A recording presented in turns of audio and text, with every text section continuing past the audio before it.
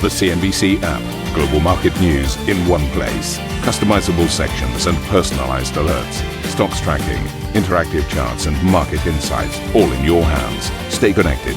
Stay informed. Download the CNBC app today.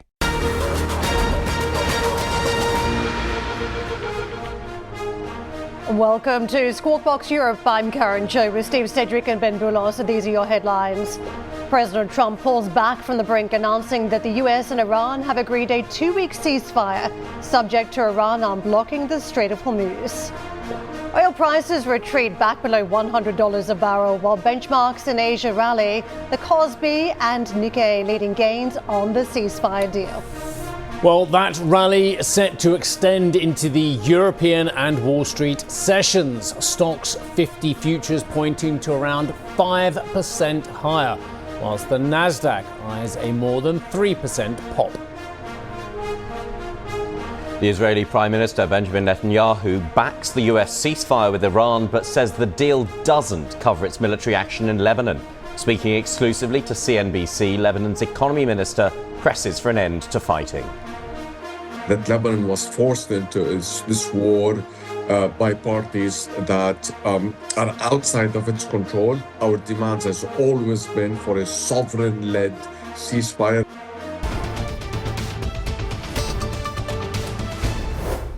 And there's no doubt there are fast-moving markets at this hour. Big drop in the oil price. The dollar is under pressure, and we're seeing markets across Asia respond to the upside. US President Donald Trump has announced a 2-week ceasefire with Iran, subject to the complete immediate reopening of the Strait of Hormuz. The announcement came less than 2 hours ahead of the US leader's deadline for Tehran to reach an agreement or face attacks on its critical infrastructure. In a separate statement, Iran's foreign minister said safe passage through the critical waterway would be possible for 2 weeks in coordination with Iranian authorities, and Tehran would cease what he called defensive operations if attacks were halted. Israel has given its support to Washington's decision to suspend strikes. However, notably said that the ceasefire does not include Lebanon. Now, we talked a lot about dated prices and futures prices and the difference between those yesterday. What I can show you is the immediate reaction on the futures contract. And I'll just remind you that the June contract is what we're looking at for Brent and the May contract for WTI. But the story is the same, down 14 to 15% on the back of what we've been seeing out of the negotiations, or the start of extensive negotiations we hope for, between Tehran and Washington. And let's take you to the Asian market reaction. It has been swift and strong. You've seen it, Tokyo markets jumping initially out of the gates and then climbing slowly across the rest of the trading session. And that Nikkei 225 up 5.5%. The South Korean market also very strong first up. And you've seen a little bit of more movement across the trading day on the Kospi. But still, that has been one of the markets to watch very closely. We've seen a wobble amid the Iran conflict, where some of the higher ranges around the memory chip price story were just under pressure during the conflict, but the market now reclaiming some of that lost territory. Is it a playbook for the European markets? It seems like it may be. European futures this morning up sharply, indications at various different points that it could be a 5% bounce. That is still sticking on the DAX futures, 5% up. The early indications, even yesterday, don't forget we're on the back foot. We slipped about 1%, second negative session in a row, in contrast to the US markets that have been climbing steadily in recent days. German stocks had been under pressure leading up to today, where we're meant to see this giant reaction on the market open. 3% up on FTSE futures. Again, the oil price is going to be conflicting with the picture of positivity in some other stocks this morning. That flip low, the double-digit decline, may be reflected in some of those energy companies. So that market's seen up 3%, but the 50 futures also telling the story of some bounce to the upside in a concentrated number of stocks. Cyclical names, no doubt, we're watching very closely. Areas that have been under pressure amid concerns about the macro picture being upended by high energy prices for an indefinite amount of time. So we're looking for that reaction first up. Now, US futures, I mentioned yesterday where we saw a market that was somewhat uncertain. You saw the S&P 500 moving into firmer territory, better gains on the Nasdaq, about 0.1% versus lower on the Dow. So it really was a bit of a stop-start session in quarters of the market, but looking much firmer across the board this morning. Again, you're seeing into technology that's been worried about the higher for longer story around interest rates, and you've seen interest rate repricing too, with potential again for a rate cut from the Federal Reserve this year. If we do see this ceasefire hold, that is a backdrop that is again positive, conducive for the tech story. Let's get to Dan on this one. Dan, it seems apt to quote Winston Churchill at this point where there's so many dangers. This isn't the beginning of the end, but hopefully it is the end of the beginning in terms of this conflict as well in the Middle East as well. We have the green shoots of recovery and of a rapprochement between these two or three key actors.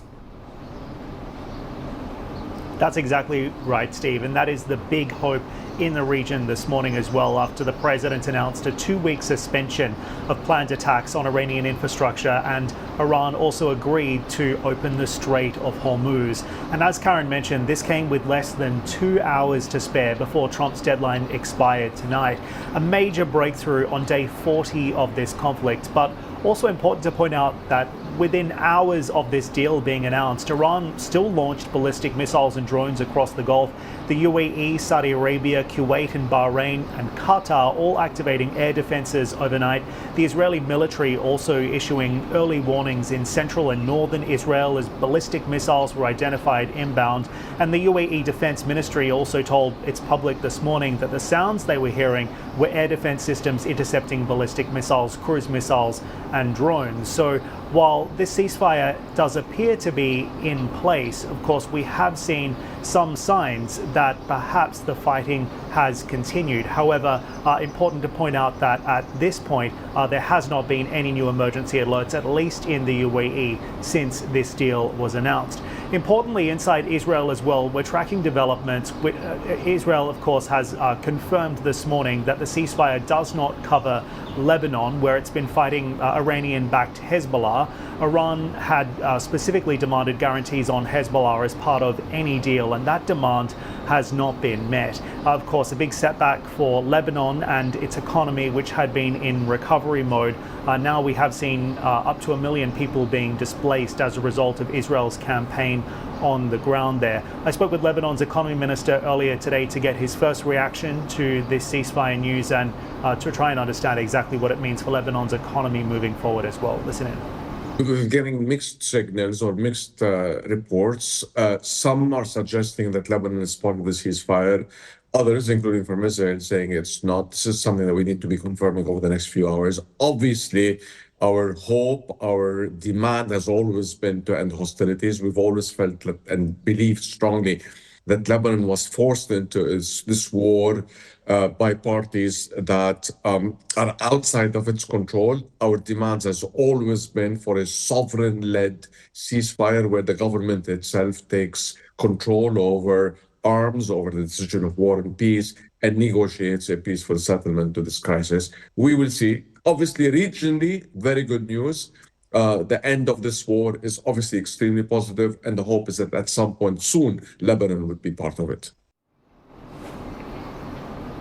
Lebanon's economy minister there. And of course, the big focus for markets right now is what's happening with the Strait of Hormuz. In particular, this major relief reversal, if you could call it that, that's been unfolding in the oil markets today. No confirmation that ships are moving, and Trump's entire ceasefire is conditional on the complete and immediate reopening of the waterway. Iran says safe passage will be possible, but also added that caveats around technical limitations and coordination with its own armed forces are important. It's language that basically gives Tehran room to define compliance on its own terms. So a lot is going to come down to these reported negotiations that are due to begin in Islamabad as soon as Friday. It seems as if the gap between the two sides remains pretty enormous at this point, and this morning the ceasefire exists on paper but not quite yet on the ground. So again, the big focus is what is going to happen when we see the two sides actually coming together. We'll be able to understand how wide the gap is and whether or not what has been agreed in order to get to this point where we can declare a ceasefire, at least according to the president, and whether or not we'll see these negotiation points actually being whittled down to some kind of permanent agreement as well. And thank you very much for the coverage. Other actors moving pieces on the chessboard as well. And this from the UK government. Prime Minister Sir Keir Starmer will travel to the Middle East to meet allies and support ceasefire. Starmer will hold talks on ensuring the reopening of the Strait of Hormuz remains permanent. Don't forget there have been a lot of conversations led by Starmer to ensure that there's some form of safe passage through that choke point. And Starmer saying that I welcome the ceasefire agreement reached overnight, which will bring a moment of relief to the region and the world. Let's pick up on the points around the ceasefire with Amer Kamarava, who is Professor of Government at Georgetown University of Qatar. Amer, thank you so much for joining us. The first most obvious question is whether you believe this ceasefire is going to hold. I think so. There's tremendous willpower on both sides, on the side of the Iranians and the Americans, to bring this devastating war to an end. Neither side really wanted it.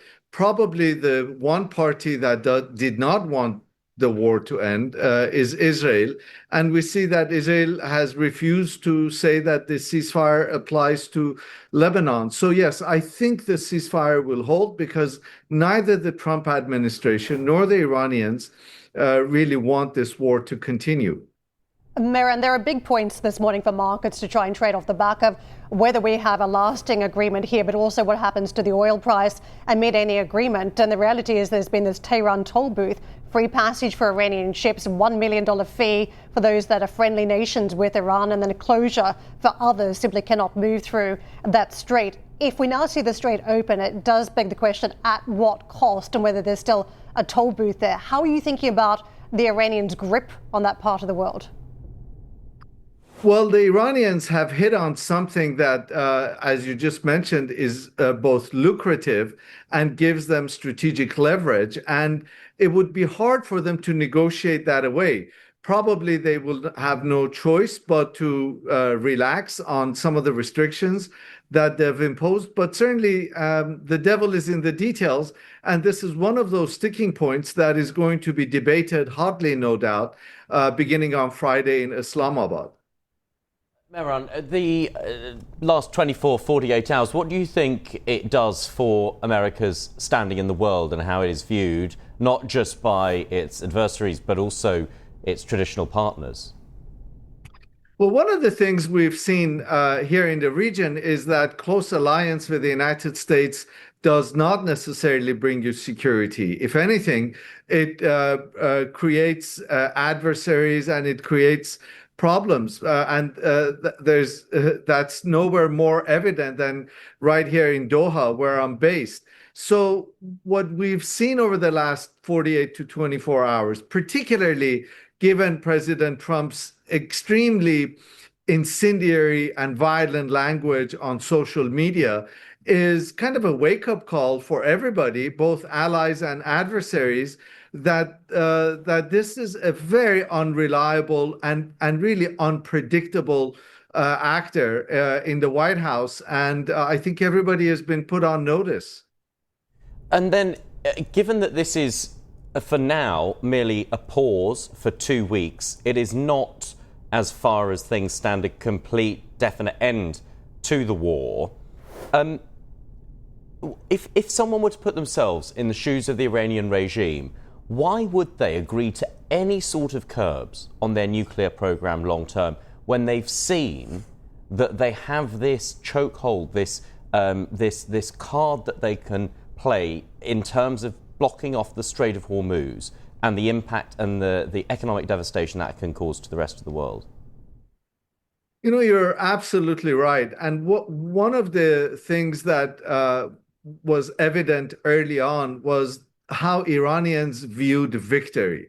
For Tehran, simply resisting being beaten up by the United States and by Israel and still standing was considered victory. And so in many ways, the Islamic Republic can come out of this emboldened and stronger. And also, I think one of the things that we don't often realize is for the Islamic Republic, the nuclear issue is a matter of pride. It is a matter of national prestige, not necessarily for military purposes or for scientific reasons, but it's a question of pride. And I think what we're going to see, certainly during these negotiations, is a posture from Iran that is kind of empowered and emboldened, and as you just mentioned, they now have a chokehold on the Strait of Hormuz. They can say that they were beaten up by two nuclear powers and came out standing, bruised, but still standing. And so in many ways, we're going to see very tough negotiations ahead in the coming weeks. Professor, I've watched for years the healthy competition between Dubai and Abu Dhabi, between Riyadh and Qatar and Doha, and actually all of those nations, and adding Bahrain and Kuwait as well, have portrayed themselves as beacons of stability and prosperity and growth as well. How does that strategy go going forward as well? Because, of course, this has rudely awakened the world to the geopolitical limits to that stability. You know, that's an excellent question, and thank you for asking it, because what we've seen is that the peace and security here in the region that brought people like me here, I've been here since 2007, that peace and security has been shattered. Just last night, we got alarms on our mobile phones at about 3 a.m. Saying incoming Iranian missiles. And so I think going forward, the costs of doing business for countries like the UAE, Qatar, and Saudi Arabia, and certainly Bahrain and Kuwait, has become increasingly heavier. The cost has become more. And it's more difficult now to sell these places as havens of safety and security. They are, of course. But if you're sitting somewhere in Europe or in the United States contemplating a move to either the Persian Gulf region or, let's say, Singapore, I think you'll think twice about coming to the Persian Gulf region for the price that you were willing to do so prior to the outbreak of the war. Okay. Mehran Kamarava, Professor of Government at Georgetown University of Qatar, thank you very much for joining us on the show. President Trump will meet the NATO Secretary General in Washington today after his sharp criticism of the organization over a lack of support for the war in Iran. Trump last week told several outlets he's considering withdrawing from the alliance, calling it a paper tiger. UK Prime Minister Keir Starmer will travel to the Middle East to meet allies in the region, with the UK government saying he will hold talks on ensuring the reopening of the Strait of Hormuz remains permanent. This comes after the German Chancellor Friedrich Merz responded to the ceasefire earlier this morning, saying Berlin will take appropriate measures to ensure freedom of navigation through the strait. Right, coming up on the show, WTI crude futures line up their biggest daily drop since April 2020. Plus, as equity markets rebound on the announcement of the Iran ceasefire, Ray Dalio tells investors to not just focus on the news of the day. And we'll be joined by Chatham House's Salam Vakil as the geopolitical fallout from the Middle East continues to dominate the agenda.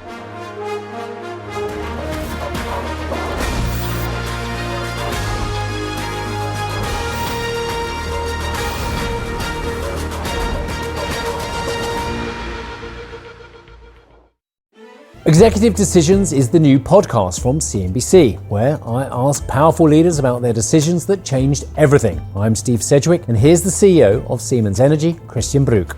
Business leaders should not stay quiet in a world which is super complex. We sit in a privileged position, and we have to use that to ensure that a society remains prosperous, stable, successful. That's Executive Decisions with me, Steve Sedgwick. Get it wherever you're listening to this.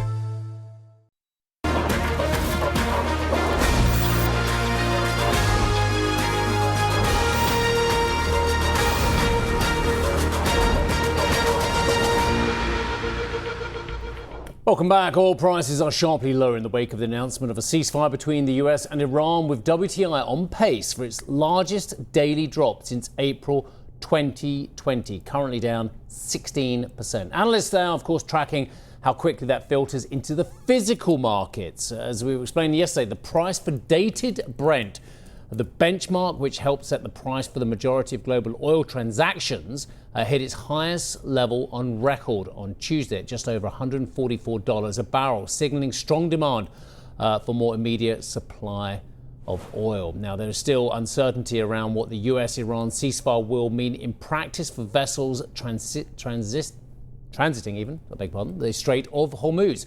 President Trump said Iran had agreed to a, quote, complete, immediate and safe opening of the passage in his Truth Social post, announcing the 2-week pause, whilst Iran's foreign minister said transit would require coordination with Iran's armed forces and consideration of what he described as technical limitations. The Associated Press has reported that the agreement will allow Iran and Oman to charge fees on ships transiting through the strait, citing an unnamed regional official who said Iran would use the money raised for reconstruction. And early this morning, the US president said the US will help with traffic build-up in the strait without providing further details, and that, quote, big money will be made to allow Iran to start what he described as reconstruction process. Right, okay, let's get to Janif Shah, who is Vice President Commodity Markets for Oil at Rystad Energy. Janif, thanks for joining us. Let's start off on this disparity in price between dated Brent, the actual amount of oil that will be sold for physical delivery in the next few weeks, compared with the futures, because the futures are coming off incredibly aggressively, as perhaps one would have expected on any deal. But what about actually the real deliverable stuff? What's going on there? Good morning. Thanks for having me on. I think it's a very rapidly evolving situation once more. I think we've been using that phrase for the last month plus. But the disparity between the physical and the futures is something that has been catching the eye of many in the market. Based on the disruption, the scale of disruption, and the working through the supply chain in terms of vessel availability, but also crude availability, this is something that has been, supportive of the physical market, because barrels in the Atlantic Basin, which typically went over into European or US systems, are now making their way over to the Asian systems because of the lack of crude availability from the Middle East, specifically the Persian Gulf. So this has really bid up the physicals, and we're seeing that disparity spread across many Atlantic basins. For example, 40s is yesterday around $34, $35 higher than Brent was. So this is something that's fairly unnatural at this time of the year specifically. But again, we're not living in a natural environment at this time. How quick, I guess the answer to my first question would have been very quickly that actually those ships can be filled up with oil and start their journeys. But obviously in the meantime, there is this gap between actually filling up these ships, which have been waiting on either side of the Straits of Hormuz for a very long time, and then getting them to customer as well. So we still have this 2 to 4 week period where there is a bit of a shortage of product. Exactly. And, the first point in the supply chain is the real physical availability of supply of these crude barrels, which, again, within the Atlantic Basin is fairly limited compared to, on a relative scale, anything coming out of the Persian Gulf. So that's the first bottleneck. The second bottleneck is, as you mentioned, vessel availability. And if you consider the first week of this disruption locked in around 10% of mainline VLCCs within the Persian Gulf from the global scale, that is something that could be relayed again with the Red Sea, despite, if Houthi involvement does continue to close the Bab el-Mandeb Strait. So vessel availability and tanker rates are something that has to be factored in. And of course, then the long voyage time from the Atlantic Basin going east, going towards China, India, Japan, etc. So this is very, it's something that's across the entire supply chain, and we do have to be aware of. This is something that will remain elevated for an extended period of time. Just help us out with the pricing swings today. We have been up, 68.5% roughly on WTI since the start of the conflict. Today we're down 16% on WTI, but that still leaves us about $30 above where we were before the war broke out in February. That was roughly the range. What does that mean in terms of repricing of the market from here?